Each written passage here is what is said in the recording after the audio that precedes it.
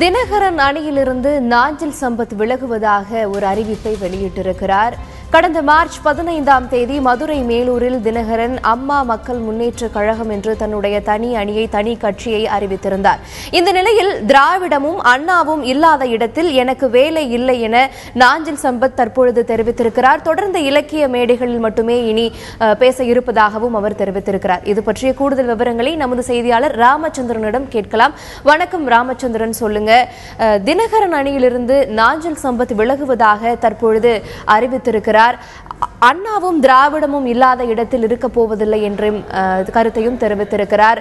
கட்சி பெயரில் அம்மா மக்கள் முன்னேற்ற கழகம் என்றுதான் அறிவிக்கப்பட்டிருந்தது. இது மட்டும்தான் காரணமா, வேறு ஏதாவது காரணமும் சொல்லப்படுகிறதா?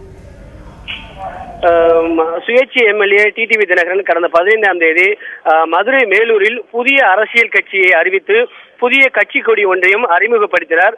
அதில் அம்மா மக்கள் முன்னேற்ற கழகம் என்ற புதிய அரசியல் கட்சியை அவர் அறிவித்தார். அது மட்டுமல்லாமல் அந்த கட்சி பெயரில் திராவிடம் என்ற வார்த்தை பயன்படுத்தப்படவில்லை. இதை அனைவருமே அப்பொழுது வியப்பாக பார்த்தனர். இந்த நிலையில் அதிமுகவில் மிக முக்கியமாக கொள்கை பிறப்பு செயலாளராக பணியாற்றியவர் நாஞ்சில் சம்பத்.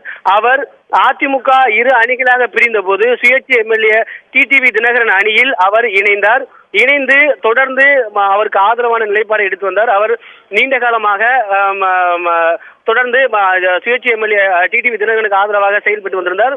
அது மட்டுமல்லாமல் ஏற்கனவே முன்னாள் முதலமைச்சர் ஜெயலலிதா அதிமுக தலைமை பொறுப்பில் இருக்கும் பொழுது அவர் அதிமுகவில் இணைந்த போது அவருக்கு கொள்கை பிறப்பு செயலாளர் என்ற பொறுப்பை வழங்கி அவர் செல்வதற்காக ஒரு இன்னோவா கார் ஒன்றையும் நேரடியாகவே அவர் வழங்கினார். மீண்டும் சசிகலா தலைமை பொறுப்பு அதிமுகவுக்கு வந்த பொழுது அவர் அந்த 4 சக்கர வாகனமான இன்னோவா காரை அவர் திருப்பி வழங்கினார். மீண்டும் அவரை சமாதானப்படுத்தப்பட்டு மீண்டும் ஒரு கட்சியில் இணைந்து பணியாற்றி வந்தார். இந்த நிலையில் புதிய அரசியல் கட்சியை தொடங்கியுள்ள எம்எல்ஏ டிடிவி தினகரன் அவர் செயல்பாடை அவர் உன்னிப்பாக பார்த்து வந்தார். அவர் புதிய கட்சியில் திராவிடமும் அண்ணாவும் இல்லாத காரணத்தினால் அந்த கட்சியிலிருந்து வெளியேறுவதாக இன்று அதிகாரப்பூர்வமாக தெரிவித்துள்ளார். இந்த தகவல் நம்ம தொலைபேசி வாயிலாக நேரடியாக கேட்டபொழுது அவர் நம்மிடம் இந்த தகவலை பகிர்ந்து கொண்டுள்ளார்.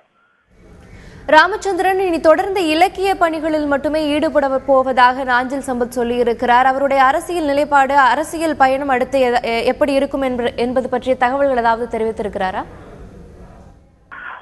நாஞ்சில் சம்பத்துக்கு என்றே தமிழகத்தில் அவரோட பேச்சுக்கென்றே தமிழகத்தில் மிக அதிக அளவில் பொதுமக்கள் அவரை ரசித்து பார்க்கக்கூடிய அளவில் உள்ளனர். ஆகையால் அவர் ஏற்கனவே அரசியல் கட்சியில் தீவிரமாக செயல்பட்ட போதும் இலக்கிய நிகழ்ச்சிகளிலும் அதிக அளவில் அவர் பங்கேற்று வந்தார். குறிப்பாக இலக்கிய கூட்டங்களில் பங்கேற்பது, புத்தக வெளியீட்டு விழாவில் பங்கேற்பது உள்ளிட்ட பல்வேறு நிகழ்ச்சிகளிலும் அவர் பங்கேற்று வந்தார். இப்பொழுது சுயேட்சை எம்எல்ஏ டிடிவி தினகரன் அவர் புதிய அரசியல் கட்சியை அறிவித்துள்ளதால் அவர் அணியிலிருந்து விலகி வருவதாகவும் இனிமேல் முழு நேரமாக அரசியல் கட்சிகளில் அரசியல் நிகழ்வுகளில் பங்கேற்காமல் இலக்கிய நிகழ்ச்சிகளில் பங்கேற்க போவதாகவும் அவர் அறிவித்துள்ளார். ராமச்சந்திரன், முன்னதாக ஜெயலலிதா இறந்ததற்கு பிறகு சசிகலாவுடைய தலைமையை நாஞ்சில் சம்பத் எதிர்த்தார். பின்பு சமாதானத்திற்கு பிறகு ஏற்றுக்கொண்டார். தற்பொழுது தினகரன் அவர்களுடைய தலைமையையும் எதிர்க்கக்கூடிய சூழல் உருவாகி இருக்கிறது. இனி அடுத்த கட்டமாக இப்ப திராவிடமும் அண்ணாவும் இல்லாத இடத்தில் இருக்க முடியாது என்று சொல்லியிருக்கிறார். அடுத்ததாக அவருடைய அரசியல் பயணம் திராவிட முன்னேற்ற கழகத்தை நோக்கியோ இல்ல வேறு ஏதாவது பாணியோ திரும்புவதற்கான வாய்ப்புகள் இருக்கிறதா? நாஞ்சில் சம்பத் அவர்களுடைய விலகலை பற்றி தினகரன் தரப்பிலிருந்து என்ன கருத்துக்கள் தெரிவிக்கப்படுகின்றது? அது பற்றிய தகவல்கள் இருக்கிறதா? நிச்சயமாக நாஞ்சில் சம்பத்தை பொறுத்தவரை திமுகவில் பணியாற்றியவர். அதன் பிறகு மதிமுக 1999ஆம் ஆண்டு புதிய கட்சியாக உருவாகிய பொழுது வைகோ தலைமையில் அந்த கட்சியில் நீண்ட காலமாக பணியாற்றியவர். அதில் அவர் மீது ஏற்பட்ட அதிருப்தியின் காரணமாக பின்னர் மீண்டும் திமுகவில் இணைந்தார். திமுகவிலிருந்து விலகி மறுபடிக்கும் மீண்டும் அதிமுகவில் முன்னாள் முதலமைச்சர் ஜெயலலிதா தலைமை பொறுப்பில் இருக்கும் பொழுது அவர் அதிமுகவில் இணைந்தார். இணைந்த பொழுது அவருக்கு அதிமுகவில் மிக முக்கிய பொறுப்பாக இருக்கக்கூடிய கொள்கை பரப்பு செயலாளராக அதிமுக பொதுச் செயலாளராக இருந்த ஜெயலலிதா அவருக்கு அறிவித்தது மட்டுமில்லாமல் அவர் தமிழகம் முழுவதும் சுற்றுப்பயணம் மேற்கொள்வதற்கு வசதியாகவும் இன்னோவா வாகனத்தையும் அவர் நேரடியாகவே வழங்கினார். அதன் பிறகு அதிமுக முன்னாள் முதலமைச்சர் ஜெயலலிதா மறைவுக்கு பிறகு அதிமுகவின் தலைமை பொறுப்புக்கு சசிகலா வந்தார். சசிகலா பொதுக்குழுவில் அவர் பொதுச் செயலாளராக தேர்வு செய்தனர்.